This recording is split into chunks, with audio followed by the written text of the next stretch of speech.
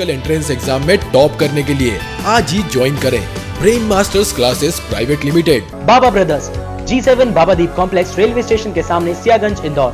Petrol के बढ़ते भाव को बजाज डिस्कवर का मुंह तोड़ जवाब। Krishna automobile, scheme number 54, Vijaynagar, Indore. Khare institute, 45 Jati colony, Rambagh, Indore. PNG classes, head office Indraprastha tower, 6 MG road, Indore. Branch office Man Bhavan plaza, 1 bank colony, opposite Dussehra Maidan, अंटूना road, Indore. High link town में address Shri Ram Talawali, Indore Ahmedabad highway, Dhar road, Indore. Rankers point, Palasia square, AB road, Indore.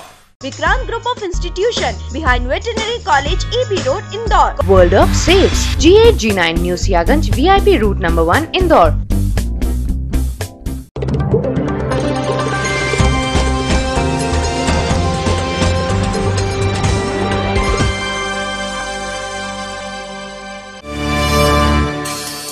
Sarwate bus stand पर बस संचालक की हत्या, गोली मारकर उतारा मौत के घाट। इंदौर भोपाल रूट के वर्चस्व की लड़ाई आई सामने। विश्व पर्यावरण दिवस आज, शहर में निकली जगह जगह रैलियां, पर्यावरण सहित नदियों को बचाने का दिया संदेश। सन्नी यादव के हत्यारों की मधुशाला में फिर लगी आग, तीसरी बार हुई घटना, हत्याकांड के बदले से जोड़ा जा रहा मामले को। बदमाशों ने बरपाया बापूनगर में कहर, शराब के पैसों के लिए चलाए चाकू, हमले में पिता व पुत्र हुए घायल। और रहवासी क्षेत्र के व्यावसायिक उपयोग करने वालों के खिलाफ जारी है निगम की मुहिम, 2 कोचिंग क्लासेस सील कर अवैध निर्माण किया ध्वस्त।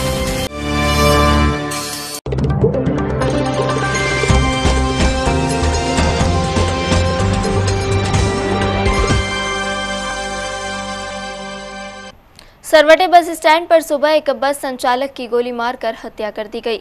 इंदौर भोपाल बस रूट में वर्चस्व की लड़ाई को लेकर वारदात को अंजाम दिया गया है। मामले में एक अन्य बस संचालक पर ही हत्या का आरोप लग रहा है।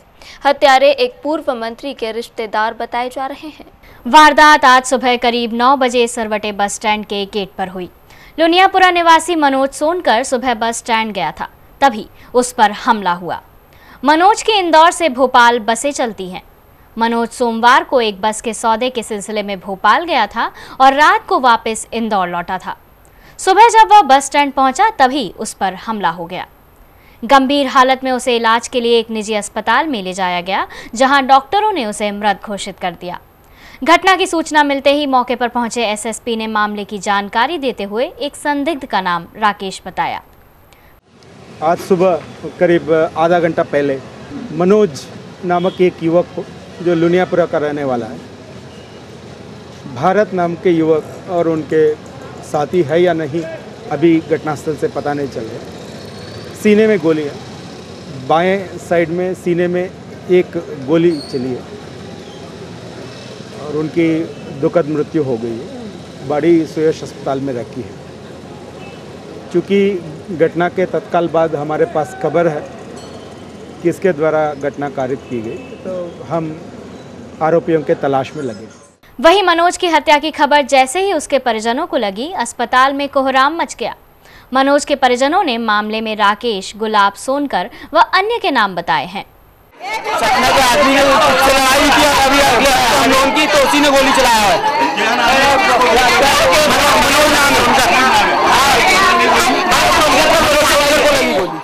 सूत्रों के मुताबिक इंदौर भोपाल रूट पर वर्चस्व की लड़ाई में मनोज की हत्या की गई है। बताया जा रहा है कि कुछ दिनों पहले भी इसी को लेकर दोनों पक्षों के बीच विवाद हुआ था, लेकिन मामले में समझौता हो गया था। अब बात हत्या तक पहुंच गई। आरोपी प्रदेश के एक पूर्व मंत्री के रिश्तेदार हैं। मामले को लेकर पुलिस ने अस्पताल सहित लुनियापुरा और बस स्टैंड पर एहतियातन बल लगा दिया है। मंगलवार सुबह बदमाशों की गोली का शिकार बने बस ऑपरेटर मनोज सोनकर की शव यात्रा भारी पुलिस बल की मौजूदगी में निकली। शव यात्रा लुनियापुरा स्थित मनोज के घर से निकली और बस स्टैंड से होती हुई जो इंदौर मुक्ति धाम पहुंची, जहां मनोज का अंतिम संस्कार किया गया। सरवटे बस स्टैंड क्षेत्र में मंगलवार सुबह बदमाशों ने बस ऑपरेटर मनोज सोनकर की गोली मारकर हत्या कर दी थी। पोस्टमार्टम के बाद मनोज का शव लुनियापुरा स्थित मनोज के घर लाया गया, जहां बेहद तनाव की स्थिति दिखाई दी। हालात की जानकारी होने पर पुलिस ने पहले से ही भारी पुलिस बल का इंतजाम कर रखा था। मनोज की शव यात्रा लुनियापुरा से सरवटे मुख्य मार्ग से होती हुई जुनिंदौर मुक्ति धाम पहुंची। जुनिंदौर मुक्ति धाम में भारी पुलिस बल की मौजूदगी में मनोज का अंतिम संस्कार किया गया। पुलिस और क्राइम ब्रांच मामले की गंभीरता को देखते हुए तफ्तीश में जुटे हुए हैं। विश्व पर्यावरण दिवस के मौके पर पर्यावरण जागरूकता के लिए शहर में रैलियां निकाली गई। इन रैलियों में खान नदी पर्यावरण बचाने और पर्यावरण के लिए जागरूक होने का संदेश दिया गया। मंगलवार सुबह विश्व पर्यावरण दिवस के अवसर पर शहर के विभिन्न स्वयंसेवी संगठनों और पर्यावरण बचाने की मुहिम से जुड़े संगठनों ने रैलियां निकाली। पहली रैली पर्यावरण संरक्षण अनुसंधान केंद्र और जैन इंजीनियर्स सोसाइटी द्वारा कृष्णपुरा छतरी से राजबाड़ा तक निकाली गई। इस रैली में बच्चे, बुजुर्ग और युवा लोग बड़ी संख्या में मौजूद थे। रैली में शामिल सभी लोग हाथों में पर्यावरण बचाने के नारों से सजी तख्तियां लिए चल रहे थे। वहीं रैली में खासतौर पर खान नदी और पानी बचाने के संदेश पर जोर दिया गया था। वहीं पर्यावरण जन जागरूकता के लिए दूसरी रैली राष्ट्रीय सेवा योजना देवी अहिल्या विश्वविद्यालय द्वारा निकाली गई। रैली का उद्घाटन आईजी अनुराधा शंकर द्वारा हरी झंडी दिखाकर किया गया। रैली देवी अहिल्या विश्वविद्यालय के मुख्य द्वार से शुरू हुई थी। रैली में बड़ी संख्या में शिक्षक और छात्र छात्राएं मौजूद थे, जो अपने हाथों में पानी और पर्यावरण बचाने के संदेश लिखी हुई तख्तियां लेकर चल रहे थे। रैली में बतौर मुख्य अतिथि शामिल हुई आईजी अनुराधा शंकर ने अपने उद्बोधन में कहा कि मात्र सांकेतिक कार्यक्रमों से कुछ नहीं होगा, पर्यावरण बचाने के लिए गए संकल्प व्यवहार में लाना पड़ेंगे। और मैं समझती हूँ कि रैली निकालना एक बहुत अच्छा सांकेतिक कार्य है, लेकिन अंदर से संकल्प करना कि कम से कम हम ऐसी चीज़ों का प्रयोग नहीं करेंगे जो कि घातक है पर्यावरण के लिए। जितने लोग पॉलीथीन का प्रयोग करते हैं वो सभी गो हत्यारे हैं, मेरा मानना है। वो गाय की हत्या करते हैं, क्योंकि हमारे मैंने एक बार जब मैं एसपी थी होशंगाबाद की, तो 40 गायें एक बार ही उनकी मृत्यु हो गई थी। और जब उनका पोस्टमार्टम हुआ तो उनके पेट में से 30-30, 40-40 किलो पॉलीथीन निकली थी। तो वो इस तरह से, जिस तरह जो नदी की हत्या करते हैं वो तो अपनी माँ की ही हत्या करते हैं। और यहाँ तो बीच शहर में एक बेचारी मरी हुई बीमार माँ पड़ी हुई, खान नदी जो है। तो आप अपने अंदर एक संकल्प करें कि हम आज रैली निकाल रहे हैं, सांकेतिक कार्य कर रहे हैं, उसका भी अपना महत्व है संकेत का, लेकिन संकेत से ज़्यादा महत्व संकल्प का है। बहरहाल पर्यावरण दिवस के मौके पर शहर में 2 रैलियां निकाली गईं। देखना यह होगा कि रैली में शामिल लोग और रैली देखने वाले लोगों पर इन रैलियों का कितना असर होगा। कांग्रेस समर्थित यूपीए सरकार को लकवा मार चुका है, यह कहना है भारतीय जनता पार्टी के राष्ट्रीय प्रवक्ता प्रकाश जावड़ेकर का। जावड़ेकर ने प्रधानमंत्री पर सवाल खड़े करते हुए आरोप लगाया कि वर्तमान सरकार ने अटल बिहारी वाजपेयी की सभी जन कल्याणकारी योजनाओं को बदल कर रख दिया है, जिसके चलते इस सरकार का जाना तय है। जावड़ेकर मंगलवार को एक आयोजन में भाग लेने इंदौर प्रवास पर थे। पार्टी कार्यालय में केंद्र के खिलाफ बोलते हुए प्रकाश जावड़ेकर ने कहा कि कांग्रेसी सरकार ने आज हर तरफ से भारत को नीचा दिखाने का काम किया है। महंगाई बढ़ रही है, गरीबी बढ़ रही है। एक तरह से देखा जाए तो इस सरकार को लकवा मार गया है। इन्वेस्टमेंट डाउन है, सेविंग्स डाउन है, कॉन्फिडेंस डाउन है। तो निवेश कम हुई है, बचत की मात्रा कम हुई है, विदेशी निवेश, घरेलू निवेश दोनों कम हुआ है। विदेशी मुद्रा का भंडार में ग्रोथ कम हो रही है और बाजार भी डाउन है और कॉन्फिडेंस भी डाउन है। तो इस सरकार पर का विश्वास टूट गया और इसका अंतिम वाक्य है कि इसका कारण मनमोहन सिंह सरकार को लकवा मार गया है। जावड़ेकर ने कहा कि महंगाई बढ़ना कोई प्राकृतिक आपदा नहीं है और ना ही आसमान से आई है, बल्कि ये तो मनमोहन सुल्तान द्वारा जनता को दी गई है। अच्छा, पेट्रोल के दाम जो बढ़ रहे हैं वो कोई, यानी इस देश में जो कीमतें बढ़ रही है वो कोई अकाल के कारण, सूखे के कारण, बारिश के कारण, बाढ़ के कारण नहीं बढ़ रहे।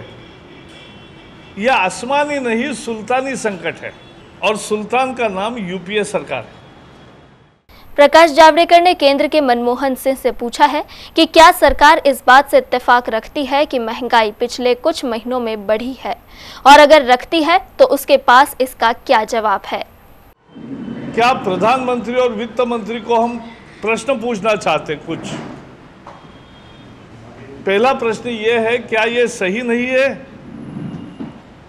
कि महंगाई और भ्रष्टाचार बढ़ रहा है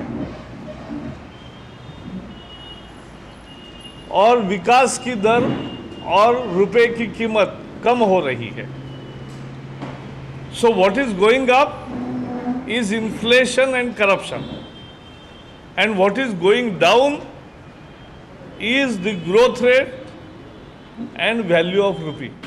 इसके अलावा पत्रकारों के अन्य सवालों के जवाब में प्रकाश जावड़ेकर ने कहा कि आडवाणी द्वारा भाजपा में बताए गए आंतरिक असंतोष की बात पर वे कुछ नहीं बोलना चाहते। वहीं आंतरिक कलह की बात को भी भाजपा के प्रवक्ता ने सिरे से नकार दिया। अरबिंदो मेडिकल कॉलेज और महात्मा गांधी मेडिकल कॉलेज के बीच नॉलेज पार्टनरशिप प्रोग्राम का विरोध तेज हो चुका है। एमजीएम मेडिकल कॉलेज के शिक्षकों व छात्रों का एक प्रतिनिधि दल मंगलवार को राज्य स्वास्थ्य मंत्री महेंद्र हार्डिया से मिला। दल ने इस संबंध में एक ज्ञापन भी मंत्री को सौंपा, जिसमें मुद्दा सिरे से नकारने की गुहार लगाई गई। पिछले कुछ एक दिनों से इंदौर के मेडिकल कॉलेजों के बीच शब्द युद्ध छिड़ा हुआ है। यह युद्ध किसी और बात पर नहीं बल्कि केवल इस मुद्दे पर है कि एमजीएम मेडिकल कॉलेज के छात्र या फैकल्टी नहीं चाहती कि वहां किसी अन्य कॉलेज के छात्र या शिक्षक आएं। वहीं एमजीएम के छात्र भी किसी अन्य कॉलेज में जाकर पढ़ना नहीं चाहते। एमजीएम मेडिकल कॉलेज का प्रतिनिधिमंडल इसी मुद्दे पर चर्चा करने स्वास्थ्य राज्य मंत्री महेंद्र हार्डिया के पास मंगलवार को पहुंचा। जानकारी देते हुए स्टूडेंट एसोसिएशन के अध्यक्ष सारा रघुवंशी ने कहा कि वे किसी भी हाल में नहीं चाहेंगी कि इस तरह से किसी भी एमओयू का समर्थन किया जाए। अगर जरूरत पड़ेगी तो छात्र संगठन इसके लिए राज्य या केंद्र सरकार तक जाकर भी लड़ाई करेगा। अगर आपको नॉलेज एक्सचेंज करना ही है, आप क्लास लगाइए, आप सीएमई लगाइए, आप वर्कशॉप करिए, सेमिनार करिए, हमारे फैकल्टीज पढ़ाने को तैयार हैं। लेकिन आप पेशेंट को एक्सचेंज नहीं कर सकते, आप हमें एक्सचेंज नहीं कर सकते। हम एक एंट्रेंस एग्जाम को देकर यहाँ आए हैं, उस एंट्रेंस एग्जाम का कोई मतलब नहीं रह जाता है अगर हमें ये करना पड़ेगी, हमें अपना कॉलेज छोड़कर वहाँ जाना पड़े। हमारे पास सारी सुविधाएं हैं, हमारे फैकल्टीज़ हमें बहुत अच्छे से पढ़ाते हैं, हम पेशेंट्स को अच्छे से क्लिनिकली असेस कर पाते हैं, हमें उनकी कोई ज़रूरत नहीं है। अगर ये अभी भी चलता रहा तो इसका विरोध तो हम अभी हस्ताक्षर अभियान से कर रहे हैं। हम सभी इसको अपोज करते हैं, हम इसको स्टेट गवर्नमेंट पे लेकर जाएंगे, इसको सेंट्रल गवर्नमेंट पे लेकर जाएंगे, लेकिन इसका हम अपोज करते हैं, ये हम होने नहीं देंगे। वहीं शिक्षकों की तरफ से डॉक्टर सुमित शुक्ला ने कहा कि सेम्स के इस प्रस्ताव के खिलाफ उन्हें मंत्री हार्डिया ने सकारात्मक जवाब दिया है। मंत्री हार्डिया का कहना था कि सरकार इस बारे में जो भी निर्णय लेगी वो शिक्षकों, छात्रों व मरीजों के हित में होगा। नहीं, देखिए, समाधान अभी कोई सेम से एक प्रस्ताव आया था नॉलेज एक्सचेंज के संबंध में, और वो शायद कॉलेज काउंसिल की अप्रूवल के लिए आया है। इसमें हमारा स्पष्ट कहना है कि सरकार गरीब मरीजों के हित में और विद्यार्थियों के हित में अगर ये एमओयू तो हम इसको कतई स्वीकार नहीं करेंगे। अगर इससे कोई एकेडमिक कोई वातावरण बनता है, कोई छात्रों को इससे सुविधा मिलती है तो उस पर जरूर विचार किया जा सकता है। Bureau report, BTV news. Bulletin में खबरें भी और भी हैं, लेकिन फिलहाल लेते हैं एक छोटा सा ब्रेक।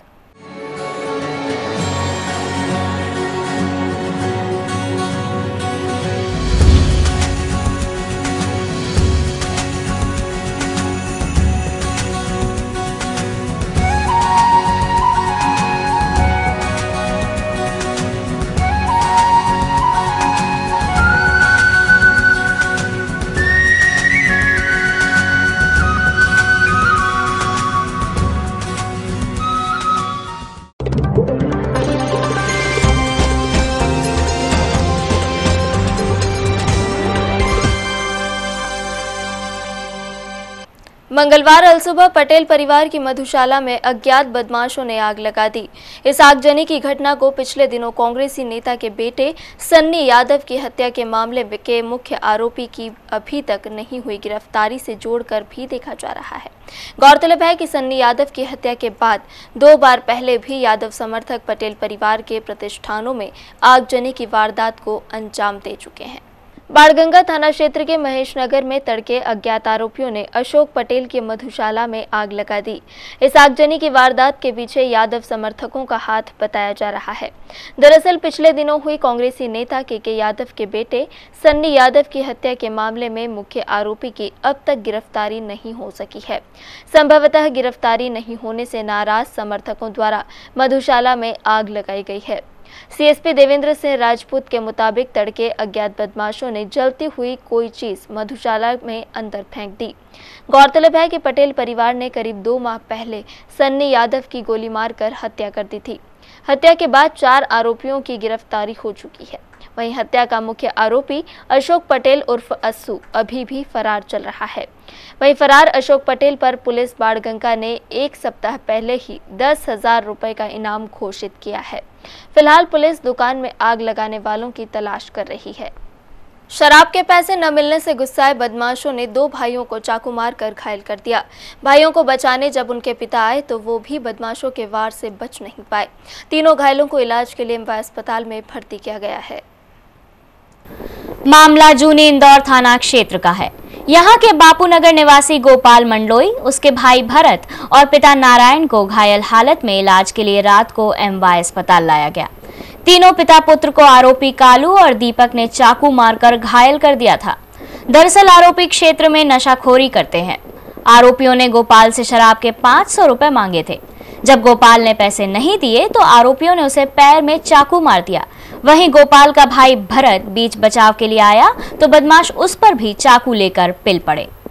अपने बेटों पर जानलेवा हमला होते देख जब उनके पिता नारायण आगे आए तो बदमाशों ने उनके हाथ में भी चाकू मार दिया। बेचारे बच्चे रोड पे खड़े थे, वो मेरे घर के सामने दारू पीते हैं और बोले को जाके चाकू। मैंने चाकू में रोड पे पाटनीपुरे से आ रहा था, रास्ते में देखा मुझे मेरे बच्चे को चाकू मार रहे। मैंने पकड़ा हाथ से, बोल किसको मार दिया? मैंने छोड़ा मार दिया। और मैंने चाकू लिया तो वहाँ चला गया। बोले चाकू छोड़, ये तेरे में फंसा। वो लोग थे, ये लोग मार रहे, ये कालू और दीपक। तीनों घायलों को इलाज के लिए एमवाय अस्पताल में भर्ती किया गया है, जहां गोपाल की हालत नाजुक बनी हुई है। वारदात के बाद क्षेत्र में भारी पुलिस बल तैनात कर दिया था। जूनी इंदौर पुलिस ने मामले में आरोपी कालू और दीपक के खिलाफ प्रकरण दर्ज किया है। एक कांग्रेसी नेता के घर से चोरों ने बाइक तो चुरा ली, लेकिन वह कैमरे की नजर से नहीं बच पाए। चोर चुराई गई गाड़ी को बाद में छोड़ गए, लेकिन फुटेज के आधार पर अब पुलिस उनकी तलाश कर रही है। यह मामला है अर्जुन पलटन में रहने वाले कांग्रेसी नेता और गल्ला व्यवसायी श्याम अग्रवाल का। उनके घर से चोर सोमवार मंगलवार की दरमियान रात मोटरसाइकिल चुरा ले गए। चोरों ने बाइक को रात भर घुमाया और पेट्रोल खत्म होने पर मरीमाता चौराहे के पास ब्रह्मबाग कॉलोनी में छोड़ गए। मगर चोरी की पूरी वारदात सुरक्षा की दृष्टि से घर के बाहर लगाए गए सीसीटीवी कैमरों में कैद हो गई। आइए हम आपको दिखाते हैं कि किस तरह चोरों ने वारदात को अंजाम दिया। तो स्टार्ट करेगा, स्टार्ट करके वापस। फरियादी श्याम अग्रवाल ने बताया कि चोरों ने पहले घर की 2 अन्य गाड़ियां चुराने की कोशिश की, मगर सफल नहीं होने पर उनके बेटे राहुल की डिस्कवर बाइक चुरा ले गए। हमारे वहाँ सीसीटीवी कैमरे लगे हैं, 3-4 कैमरे लगे हैं। तो हमको उससे हमने जब बालकों को, मेरे को चलाते आता नहीं लेकिन बालकों को याद है, तो उनको उठाया, मैंने दिखवाया कि भाई देखो जरा कौन आया था रात में, क्या है। तो उसमें मालूम पड़ रहा है कि बाकायदे गाड़ी ले गया है और स्टार्ट की है, वहाँ से वहाँ तक ले गया है, पूरा कैमरे में आ रहा है बराबर। चोरों ने बाइक चुराने के बाद गाड़ी पेट्रोल खत्म होने पर छोड़ दी। ब्रह्मबाग कॉलोनी में राहुल की गाड़ी देखकर राहुल के दोस्त विनेश ने राहुल को फोन किया। पुलिस अब ये पता लगाने की कोशिश कर रही है कि आरोपियों ने कहीं चोरी की बाइक से किसी वारदात को अंजाम तो नहीं दिया। अकोला रतलाम ट्रेन के कोच में हुए अग्निकांड की जांच ने गति पकड़ ली है।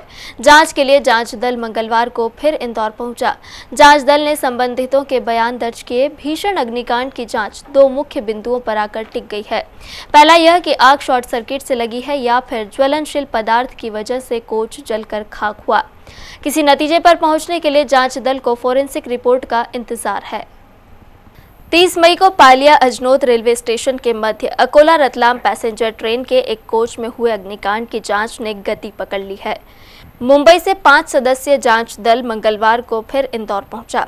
जांच दल ने अपर मुख्य सुरक्षा आयुक्त अतुल पाठक की अगुवाई में ट्रेन के यात्री, प्रत्यक्षदर्शी, आरपीएफ और मौके पर कवरेज करने गए मीडिया कर्मियों के बयान दर्ज किए। जांच दल ने घटना के फुटेज भी देखे।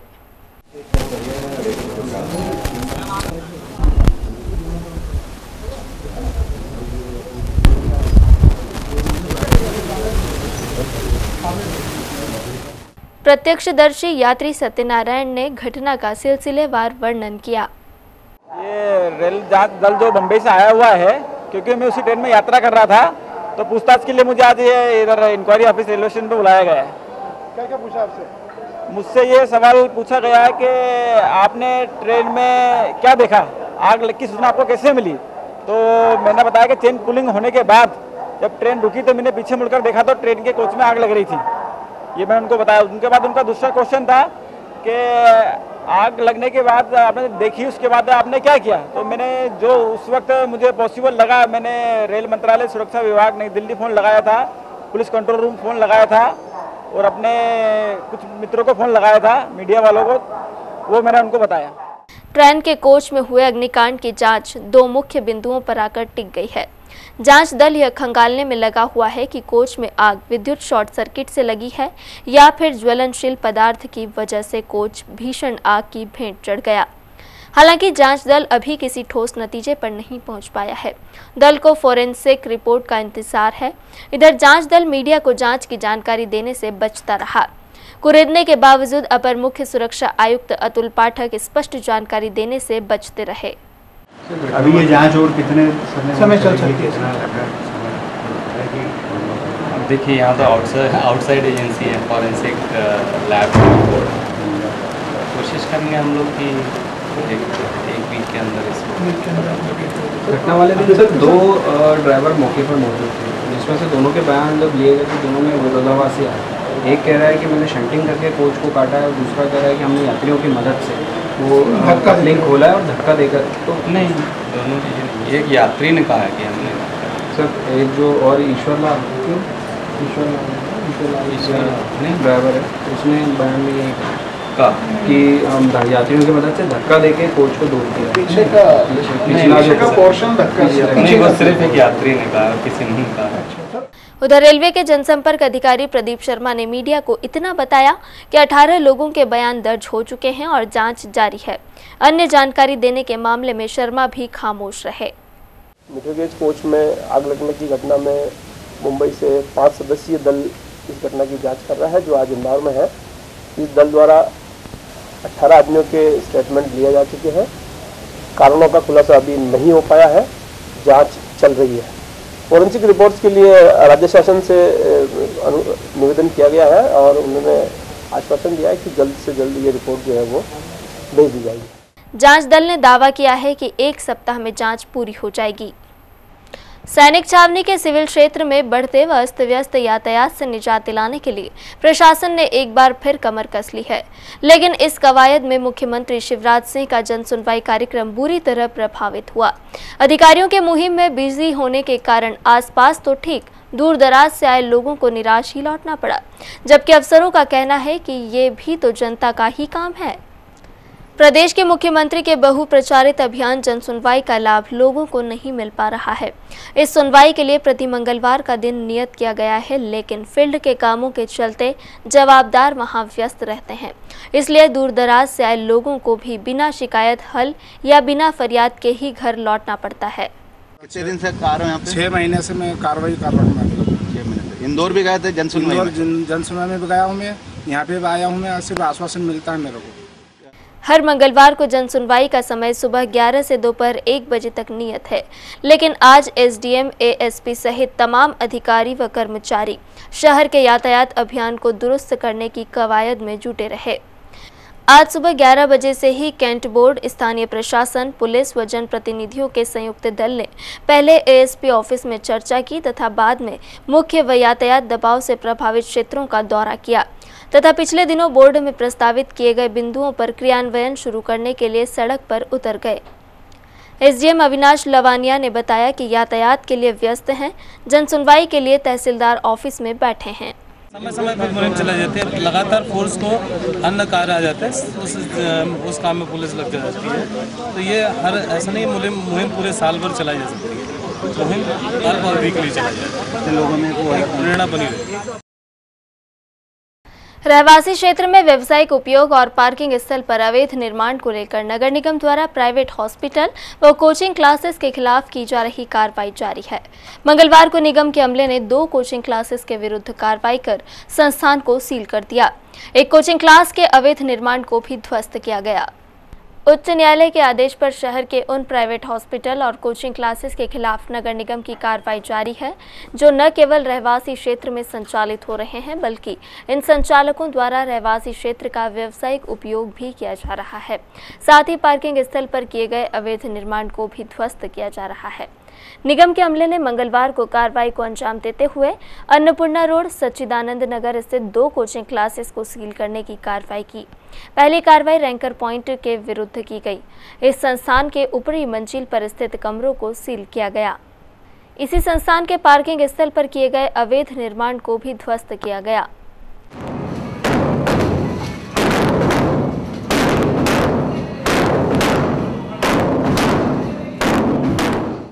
दूसरी कार्रवाई समीपी स्थित रैपिड इंस्टीट्यूट के खिलाफ की गई। इस संस्थान के ऊपरी मंजिल पर मौजूद 2 कमरों को सील किया गया। साथ ही पार्किंग स्थल पर बने कार्यालय को भी सील किया गया।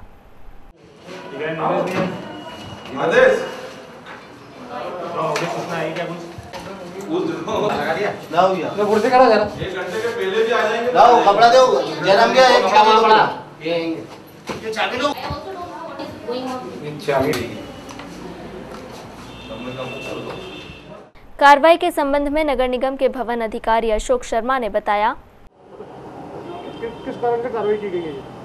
ये कार्रवाई इस कारण से की गई कि अगर रेजिडेंशियल परमिशन है और वहाँ पर कोचिंग क्लासेस चलती है और तमाम सड़क के ऊपर अगर यातायात प्रभावित करने के लिए सारे पार्किंग वाहन कर दिए जाते हैं, इस वजह से की गई। जिस समय दोनों संस्थानों के खिलाफ कार्रवाई की गई उस दौरान क्लास लग रही थी। कार्रवाई के दौरान क्लास को खाली करवा लिया गया था। बुलेटिन में खबरें भी और भी हैं, लेकिन फिलहाल लेते हैं एक छोटा सा ब्रेक।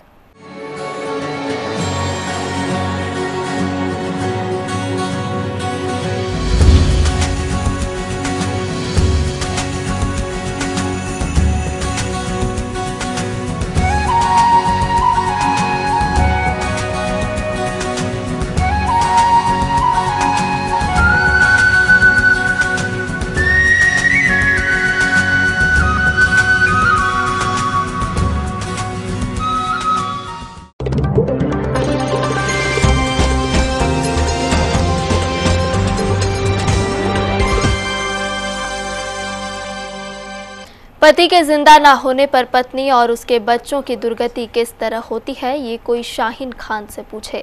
जी हां, अपने पति को खो देने के बाद अब उसके अपने ही बहू पर सितम ढा रहे हैं। घबराई और सहमी सी शाहीन ने अब जिला कलेक्टर को मामले में हस्तक्षेप करने का आग्रह किया है। इस जहां में हर कोई खुशनसीब नहीं होता।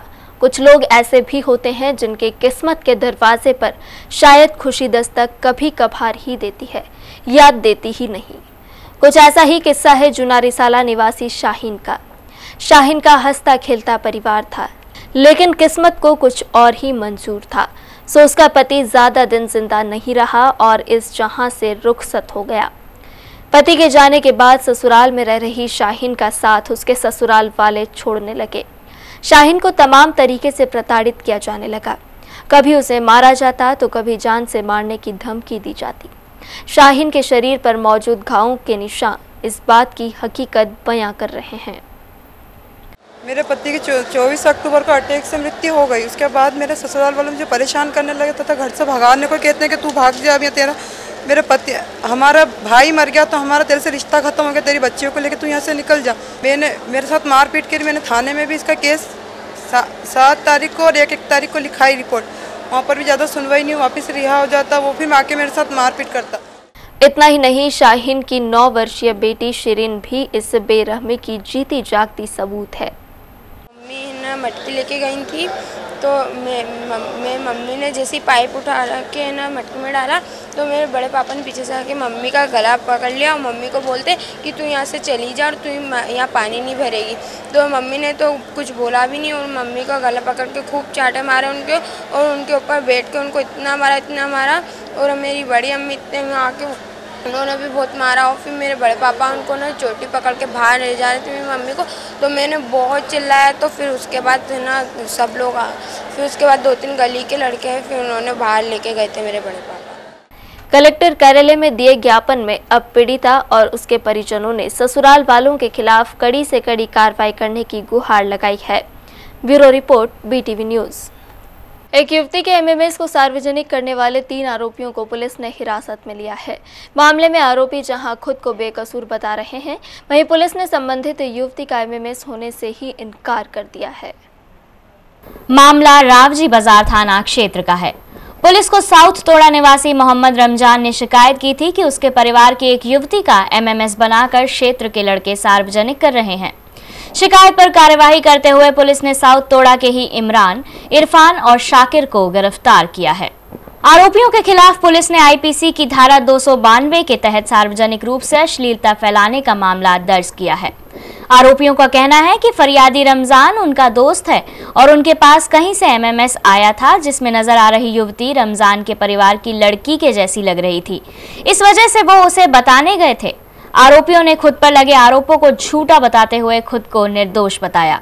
MMS थी तो वो देख रहे थे हमारे, तो किसी को दिखाई नहीं, किसी को भी नहीं दिखाई, बल्कि हमने तो साथ दिया और लड़के के भाई यानी उसको मामू को दिखाई हमने कि ये तेरी भांजी ऐसी लग रही, तेरी भांजी है के, और हमें जबरदस्ती फंसा कर है।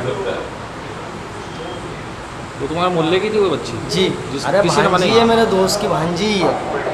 मैं तो उसको बतलाने गया था कि देखिए भांजी की, देख नाम आ रहा भांजी है, तो देख पहचान है कि नहीं, और हमें यहाँ पे खड़ा करेगा। जबरदस्ती था, हम तो काम करने वाले थे। जिसने बनाई है उसको तो कोई पकड़ नहीं दिया, हमें लाके यहाँ खड़ा कर। किसने बनाई? कोई लड़का है उसने बनाई है उसके साथ में, और हमें नहीं मालूम कौन लड़का बनाई है उसकी पिक्चर।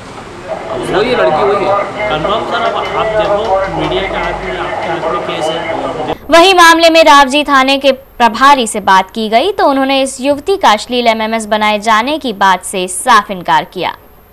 मोबाइल पे कोई अश्लील फिल्म वीडियो क्लिपिंग जो देख रहे थे और लोगों को दिखा रहे थे, उसको भी दिखाई, उसने भी देखी, उसको लगा कि ये गलत है और अश्लील चीज़ है, ये नहीं दिखाना चाहिए, और सूचना पर अपराध पंजीबद्ध किया गया है।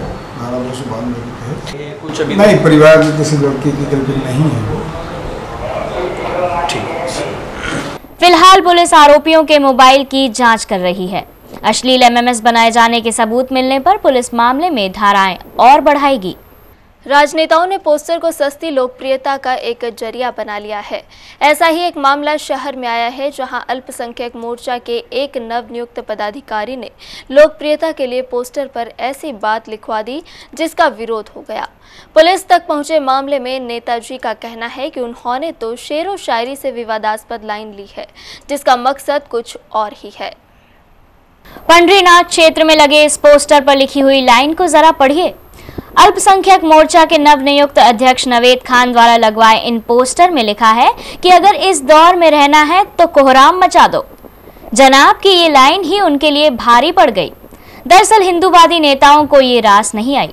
उन्होंने इस लाइन पर यह कहते हुए आपत्ति ली कि ये समाज के लोगों की भावनाएं भड़काने वाली पंक्तियां हैं। कांग्रेस के अल्पसंख्यक विभाग के जरिए एक होर्डिंग लगाया है जिसमें कोहराम की बात करी गई है। कोहराम जो शब्द होता है एक दंगे फसाद वाला शब्द होता है, भगदड़ वाला शब्द होता है, और ये पढ़ के हमारी कहीं ना कहीं धार्मिक भावनाएं को ठेस पहुंची है। और मुझे ऐसा लगता है कि ऐसे होर्डिंग शहर में लगने के बाद दो समाज एक दूसरे के सामने आएंगे, दो संप्रदाय एक दूसरे के सामने आएंगे और कहीं ना कहीं हिंसा की स्थिति बनेगी या दंगों की स्थिति बनेगी। तो ऐसे शहर में जितने भी होर्डिंग लगे हम इसको उतारने के लिए आज हमने TI को एक लेटर के माध्यम से कहा है कि साहब ऐसे होर्डिंग आप तुरंत उतार लें, क्योंकि हिंदू समाज और मुस्लिम समाज ऐसे होर्डिंग पढ़ के एक दूसरे के खिलाफ हो सकता है। और ऐसे जो नावेद खान जो अभी शहर अध्यक्ष अल्पसंख्यक प्रकोष्ठ के, उसके खिलाफ अपराध पंजीबद्ध कर 153 क जो दो संप्रदाय में विद्वेष वाली धारा होती है, ऐसे लगाने का हमने आवेदन दिया है। बिडकर ने मामले की शिकायत पंडरीनाथ थाने में की, जिसके बाद पुलिस ने इस पोस्टर को ताबड़तोड़ हटवाया। पुलिस का कहना है कि शिकायत के बाद मामले की जांच शुरू कर दी है। आवेदन मिला था, ये भी एक पोस्टर लगा है गुरुद्वारे के पास में, उसमें उस जो एक शब्द लिखा हुआ है कि कोहराम मचा देंगे, उस आधार पर इनने एक आवेदन दिया है और उसका जो है संबंधित जिसने लगाया है पोस्टर उसके बयान लेंगे कि उसका लगाने का उद्देश्य क्या है और ये शब्द लिखने का उद्देश्य क्या है और इसको तत्काल हटवाया जाए। वहीं विवादास्पद बातें लिखकर बवाल पैदा करने वाले नवेद खान से बात की गई, तो सुनिए जनाब क्या कह रहे हैं। वे शेर व शायरी का हवाला देकर खुद को निर्दोष बता रहे हैं। कोहराम शब्द से मतलब कोई दंगा फसाद या झगड़ा या किसी का पर्टिकुलर किसी पे कोई टिप्पणी या ऐसा कुछ भी नहीं है। एक शेर है किसी शायर का कि शेर यूँ है वो कि खामोश मिजाजी तुम्हें जीने नहीं देगी, इस दौर में जीना है तो कोहराम मचा दो। उसका तात्पर्य कहने का मतलब ये है कि खामोशी से कोई भी काम करोगे तो आप मतलब चर्चा में नहीं रहोगे, मतलब कुछ ऐसा अलग हटके आप काम करेंगे जिसको आप लोग समझें, आप लोगों को आप कि क्या आप कर रहे हो, किस फील्ड में क्या कर रहे हो। इससे तो जैसे परीक्षा में बहुत सारे लोग पास होते हैं, लेकिन चर्चा उन्हीं लोगों की होती है कि जो बहुत अच्छे नंबरों से पास होते हैं। बहरहाल सच्चाई क्या है ये जांच के बाद पता लगेगा, लेकिन अब नेताजी लोकप्रियता के लालच में पुलिस के शिकंजे में जरूर फंस गए हैं। एक नवविवाहिता की संदिग्ध हालत में जलने से मौत हो गई। मामले में परिजनों ने ससुराल वालों के खिलाफ पुलिस में जलाकर मारने की शिकायत की है। मामला राजेंद्र नगर थाना क्षेत्र के गणगौर नगर का है। यहाँ रहने वाली अंजलि को रात के समय उसके ससुराल वाले गंभीर हालत में इलाज के लिए MY अस्पताल लेकर आए। दरअसल अंजलि अपने ससुराल में संदिग्ध हालत में 90% से ज्यादा जल गई थी। देर रात इलाज के दौरान अंजलि की मौत हो गई। मामले में अंजलि के परिवार वालों ने अंजलि के पति आकाश सहित उसके ससुराल के अन्य लोगों के खिलाफ दहेज के लिए जलाकर हत्या करने की शिकायत राजेंद्र नगर पुलिस को की है। पुलिस मामले में जांच कर रही है। एरोड्रम पुलिस ने चाकू लेकर घूम रहे 5 युवकों को गिरफ्तार किया है। आरोपी एक वैन में सवार थे जिसमें शराब भी मिली है। एरोड्रम पुलिस को मुखबिर से सूचना मिली थी कि वेंकटेश नगर में एक वैन में कुछ युवक हथियार लेकर घूम रहे हैं। सूचना पर पुलिस ने दबिश दी और वैन में सवार ऋषभ, प्रवीण, संजीव, सतीश और राजू को गिरफ्तार किया।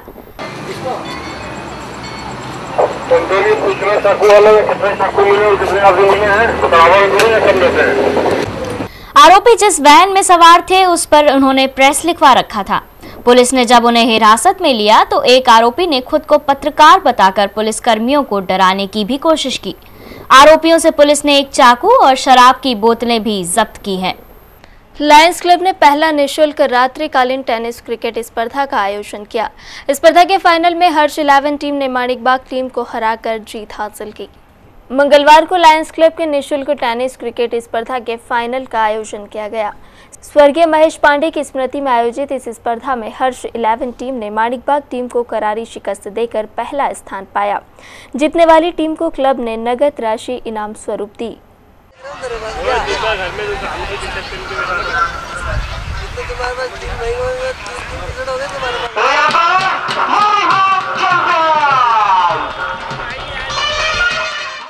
और आइए अब नजर डालते हैं न्यूज फास्ट पर।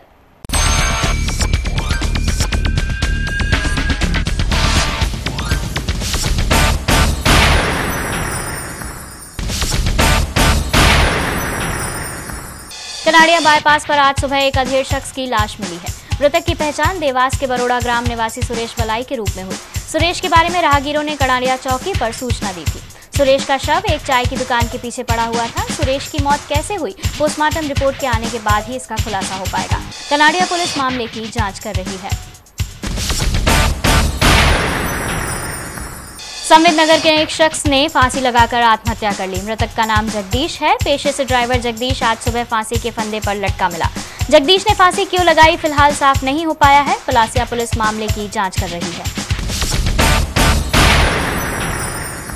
जम्मू कश्मीर से अमरनाथ यात्रा के शुभारंभ कार्यक्रम में शामिल होकर लौटे राधे बाबा ने पत्रकार वार्ता में बताया कि यात्रा की अवधि पहले 60 दिन थी, जिसे जम्मू कश्मीर सरकार ने निजी स्वार्थ के चलते इस बार 45 दिन कर दिया है। शिवसेना व श्रद्धालुओं ने भी सरकार से यात्रा को 60 दिन करने का आग्रह किया है। राधे बाबा ने यात्रा की अवधि बढ़ाने की बात कही। एमजी रोड पुलिस ने मोटरसाइकिल चुराने वाले एक आरोपी को पकड़ा। पुलिस ने आरोपी से 2 बाइक और 1 मोबाइल जब्त किया है। एमजी रोड पुलिस को सूचना मिली थी कि 12 भाई का रहने वाला रजनीश उर्फ रॉबर्ट चोरी की बाइक लिए घूम रहा है। पुलिस ने रजनीश को पकड़कर सख्ती से पूछताछ की। रजनीश ने 2 वाहनों के साथ 1 मोबाइल चुराना भी कबूला। रजनीश ने दोनों गाड़ियां राजपाड़ा और कोतवाली क्षेत्र से चुराना कबूला है।